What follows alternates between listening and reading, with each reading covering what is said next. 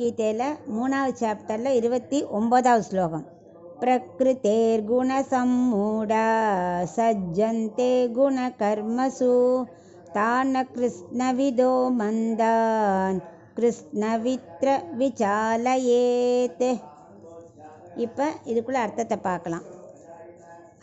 அர்ஜுனன்ட்ட கண்ணன் சொல்லின்னு இருக்கார், இந்த பிரகிருதி மூலம் தோன்றியிருக்கிற சரீரம் இருக்கு இல்லையா, அது எப்போவுமே 3 குணத்தினால மூடப்பட்டிருக்கிறனால தான் அவளுக்கு ஆத்மத்தோட ஸ்வரூபம் தெரிய மாட்டேங்கிறது. அறிவாளிகளுக்கு அந்த 3 குணத்தை பற்றி உண்மை தெரியும். அதனால் அவள் என்ன பண்ணுறா, தன்னோட செயலில் பற்று இல்லாமல் எல்லாமே முக்குணங்களால் நடக்கிறது, அதை முக்குணங்களை ஆட்டி வைக்கிறது பகவான் அப்படின்னு அவள் தெரிஞ்சுன்றா. ஆனால் இந்த அறிவிலிகளுக்கு என்னென்னா அந்த உண்மை தெரியல இல்லையா, அதனால் நான் தான் பண்ணுறேன் எண்ணிட்டு எப்போ பார்த்தாலும் சுக துக்கத்திலேயே ஈடுபட்டுன்னு இருக்கா. அதனால் ரொம்ப கஷ்டப்படுறா. சப்போஸ் நல்ல ஞானிகள் இருக்கா வச்சுக்கோயேன், அவள் நாமங்கள் சொல்லிட்டு தான் இருப்பாள்.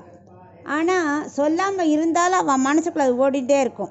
அவள் சொல்லணுங்கிற அவசியம் இல்லைன்னா அவள் ஞானிகள். ஆனாலும் ஏன் சொல்கிறான்னா, தெரியாத மக்களுக்கு தெரிஞ்சுக்கணும். இப்போ ஒரு ஆற்றுல பேரண்ட்ஸ் இருக்கா, தாத்தா பாட்டி இருக்கான்னா தாத்தா பாட்டி சொல்கிறத கேட்டு அம்மா அப்பா நடக்கிறத பார்த்து குழந்தைகளுக்கு பேர குழந்தைகளுக்கும் பேத்திகளுக்கும் தெரியும். ஓ, பெரியவா சொன்னால் கேட்கணும், பெரியவா சந்தியானம் பண்ணுறா நம்ம பண்ணணும், அது மாதிரி பெரியவா ஆற்றுல என்னெல்லாம் காரியம் பண்ணுறாலோ அதெல்லாம் அதுகளும் தெரிஞ்சுக்கும். சப்போஸ் பெரியவா செய்யலைன்னா அந்த குழந்தைகளுக்கு அது வராது. ஏன்னா அப்பா தாத்தாவே செய்யலை, அப்புறம் என்னன்னு அது விட்டுடும். அதனால் நமக்கு என்ன தெரிஞ்சாலும் நம்ம ரொட்டீனாக அந்த வேலையை செஞ்சுட்டே இருக்கணும். அர்ஜுனா, நீ உயர்ந்தவனாக இருக்கலாம், நீ தாழ்ந்த காரியத்தை செய்யாமல் இருக்கலாம். ஆனால் அதுக்காக நீ ஞானயோகத்துக்கு போகிறேன்னு சொன்னியான்னா மக்களால் பாவம் பின்பற்ற முடியாது.